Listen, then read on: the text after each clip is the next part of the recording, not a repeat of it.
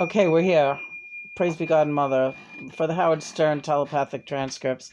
I John, John. I know. What do you want me to do? I want you to grow a pair. I want you all to grow a pair in that house. Oh, because of me? Yeah. You're a tyrant. Oh, come on. Really? No. I'm just kidding with you. Thank you, Lena. That's all right. Are you comfortable? You look like constricted a little. This is, it's not always supposed to be about comfort. That's the thing. Right. Right, Robin? Yeah, sometimes it's not. It's nice when it can be, but so you do a little, you could just call that, advanced yoga at some point. Really? Probably. Holding your body in that position, yeah. But it doesn't hurt you, right? I can feel your back feels good. It does. Lately, I can't get enough. Stretching is so good. It's so great. It's the best. It's the best thing for your body, just to get out there and just like stretch as much as you can. Everything that you can, as long as it feels good. If it hurts, you shouldn't do it. Right. Yeah. Now it's starting to not hurt. It's starting to feel great. So, right, John? You will not get a complaint out of me. All right. So, I love you, honey. Is what he's saying, is Howard right? Am I a bulldozer? Do you feel that I'm disrespectful? No. I don't want you to be any other way but the way you are, but you're a cunt. Oh, okay, thank you. See, Howard? Exactly. I said I was kidding. All right. We're talking about the Twickenham sessions today. This is, I don't know what episode this is, but the earlier episodes were excellent with Brian Epstein and Cilla Black and the boys checking in. So I have no doubt that they'll all be checking in. Am I right? In fact, I think they're all here. Yes, the Beatles are with us today, including John, to talk about the Twickenham sessions and what. Go ahead, Howard. It's all yours. All right. All right. Buckle up now, Lena, because I got you. I got you if you got me. All right. And Robin knows when to pull the cork. All right. Fine. So does John, but he more wants to stick the cork in. Am I right, John? Howard? All right. So, Twickenham Sessions, that's some very strange, the Get Back documentary. That's great. That's a great documentary. But people didn't, in actuality, people really don't know what they were looking at. And what they were looking at was John and the other Beatles and some of the crew members like Mal Evans and I think Peter Sellers was in the loop on. No, he was sort of in the loop, but not really. He knew something weird was going on. We had that telepathy between us.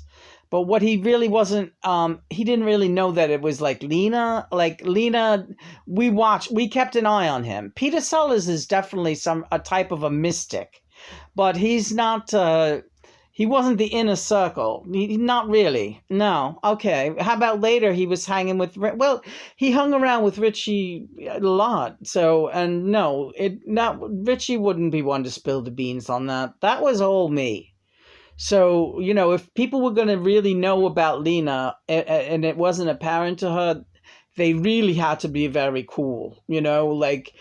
Who would really understand what was going on with that? We had been going through it, me and the Beatles, meaning the other remaining members, we had been going through this telepathic thing with Lena from the time before we were 20 years old, George being the youngest and knowing her, from some very formative, right, I would say, George? Oh, yeah.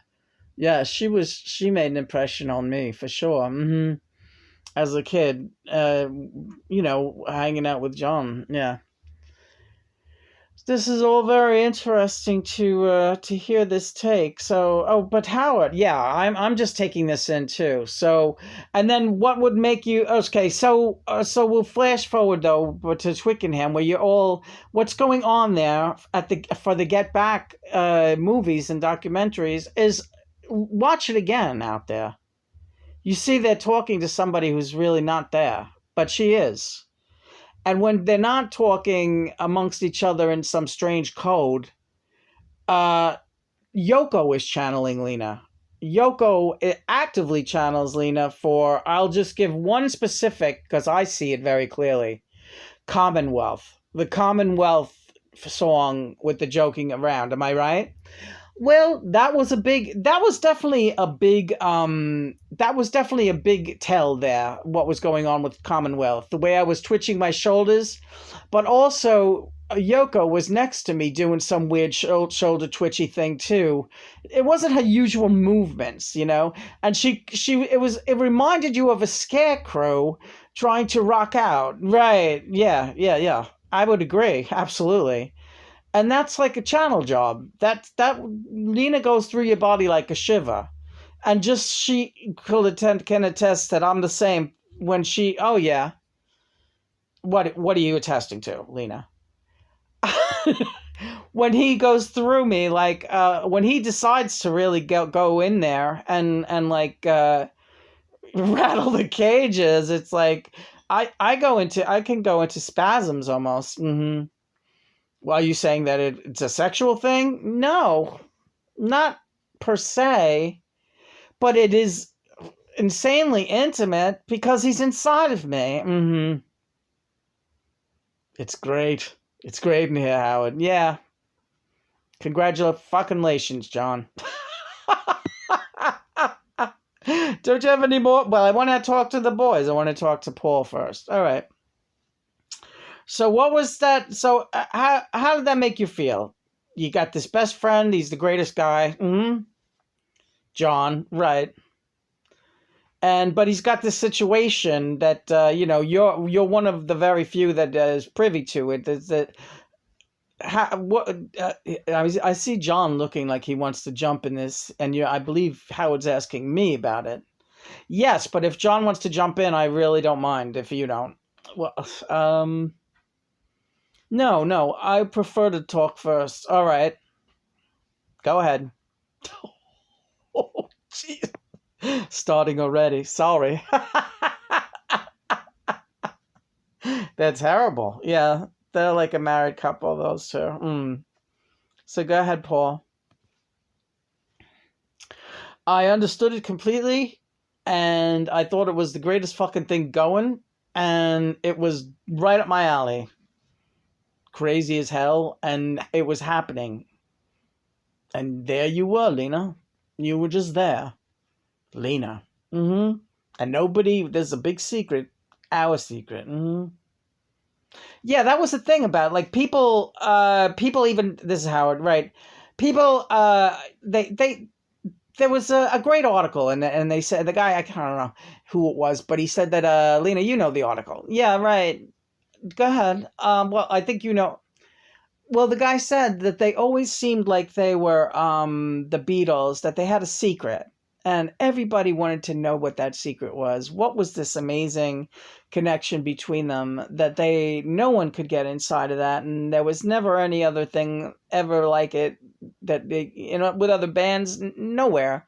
Nobody had that really. Grateful Dead, nobody had that kind of So what was their little secret? It was like everybody wanted in on it, right? And the secret you're saying was Lena. Of course it was. That's John. Right. Of course it was. But the thing, me and Paul, can I speak on this now, Paul, without offending you? I wasn't offended. I know what you're going to say. Well, do you mind if I say it? No, this is your interview. Paul, are you annoyed? No, not at all. I like that picture today, Paul, of you and Julian at the airport. You thought I looked old. You are old, my friend. Go ahead, John. Paul got very chummy with Lena. No, it was never anything under the board, or it was always above board, but it was like it began to be like having this guy. He just was all up in our business all the time. Yours and Lena's, right? Well, you wrote together, so I assume that was like she was part of the creative process always. But and he knew that. For God's sake, they all did. Who do you think gave us those amazing high harmonies in most of those songs, especially during the Abbey Road stuff? Everybody was singing like an angel. White record too. That was, yeah. Lena was a lot of that. She's like by that time she was an angel. Because she had been born again down here, so.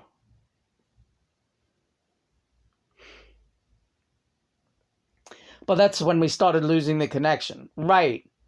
So that's what was going on at Twickenham, was the connection was going. At the time that you guys were doing the Get Back sessions, it was fading from the time, I would say, Help. It was fading from Help, because you got to think that was around 65. Yeah, good name for the album then. Right. That was around 65, and she was going on 3, right? Okay, so and we were going to be playing Shay. In fact, we played it, right? Hi, George. Hey. And we knew the baby Lena was in New York. And she was already going through some kind of hell down here as a little baby, right? So her fate, she started fading out. The 5-dimensional or above connection which was the only one you ever really had with her, right? Yeah. Yep. What was the clearest that it ever was? I will tell you that it was Pete Shotton and me as kids really had a clear one with her. Yeah. So, but by the time Twickenham came, it was all static, and once in a while she'd come in. Hi, Richie. And when she came in, sometimes it was really brilliant, and that had to be when the child was unconscious on the other end of the spectrum. Do you understand? Yeah. And then we would get her. But while the baby Lena was awake over in New York City, and there was always some kind of craziness going on with that baby.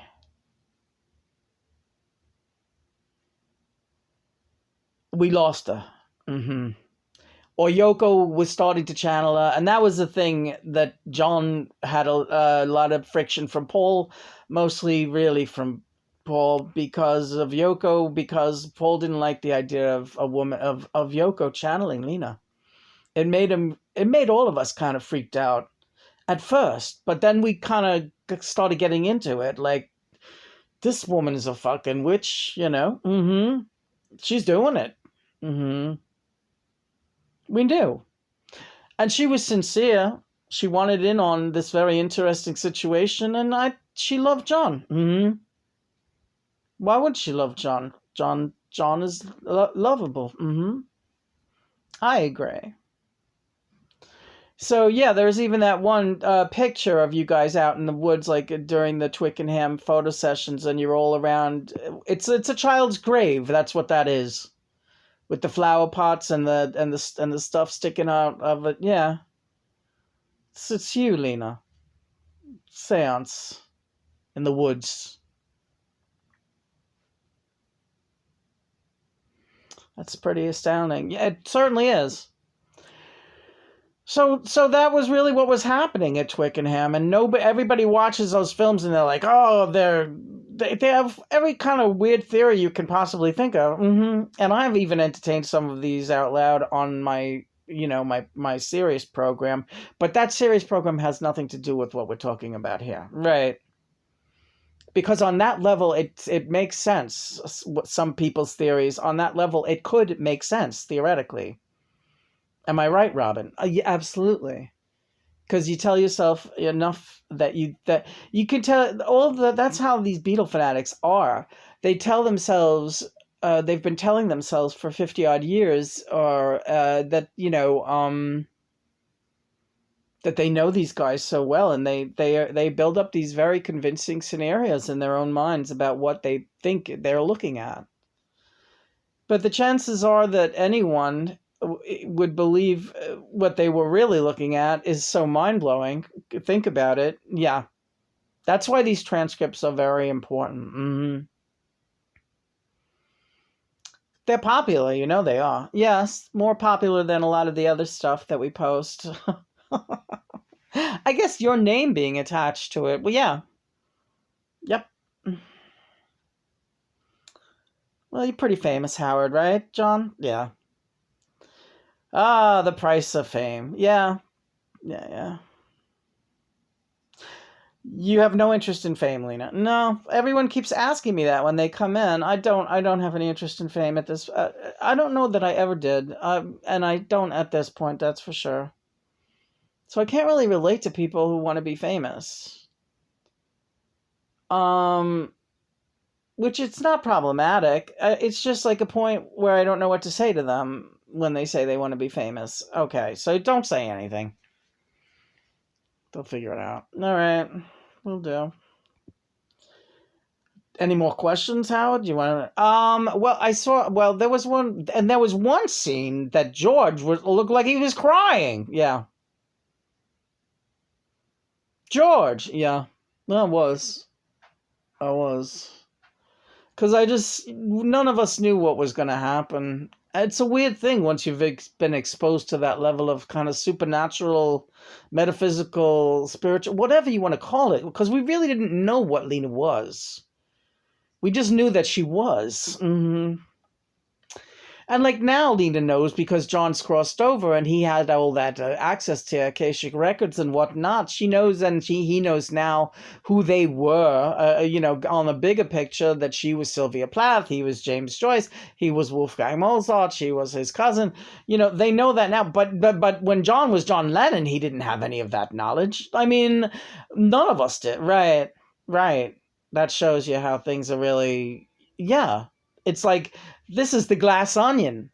The layers keep going back and back. This is the glass onion. Yeah. Amazing. It's really something. So, I can't think of anything else I want to ask, and I want to know, Lena, if you're comfortable. Yeah, I am. A little antsy because he's jumping on you. Well, I kind of want to... Christopher made this great pea soup, and I want to eat it. He wants to eat soup. You believe this shit? He does love soup. He does. He loves soup. Hi, Aunt Mimi. He's a big soup eater. Well, it's up to you, Johnny, if you want to go. I think we covered some excellent ground here, and Howard, was that good? It was great for me. Thank you. I'll be back. All right, and me too. Bye. Thank you, Robin. I love you. I love you too. Love you, Howard. You're really like a big brother to me. I really do love you so much. Whenever I have a chance, I play some of your shows so that I can catch up a little bit. It's always so wonderful to hear your voice and see you. There's nobody like you, you know that? I'm speechless. Yeah, you should be. John? Thank you, Beatles. Everybody for checking in. I really appreciate that. All right, this has been great, John. Yes, let's get going. I love you so. I love you too, sweetheart. All right. You're breaking my hand. Praise be God and Mother. Praise be God and Mother. Do you want to say anything to them? Well, I don't know. What are you doing to my back? Is this normal? Yeah, just say hi to Mom. Hi, Mom. Hi. I love you. Thanks. Thank you, Mom. Yeah, that's the little things. It really, really means a lot to me, Lena. All right. I love you so much. I'm going to do more. Just don't forget. I will never forget you. Never, ever, ever. You neither, Dad. Am I in trouble? In trouble again. God help me, I'm in trouble again. In trouble again. Oh, tell me now, what did I do? no use pretending that this love is ending. Oh, I'm in trouble again. Yeah, in trouble with you. Da, da, da, da, da. In trouble again. Heaven help me, I'm in trouble again. Da, da, da, da, da. In trouble again. Yes, I'm afraid that it is true. But there'd be no trouble without my double. Oh, I'm in trouble again. But we're far from blue. Da da da da da da da. Some may say that all this drama's killing me. Bear, bear. Every day's another can of worms. But you best believe we take our drama willingly. Yeah. As long as we got love, boy. Another crazy lesson learned. Trouble again. God help me, I am in trouble again. In trouble again. It's the only way. But we never sweat it. Nice work if you can get it. I'm in trouble again.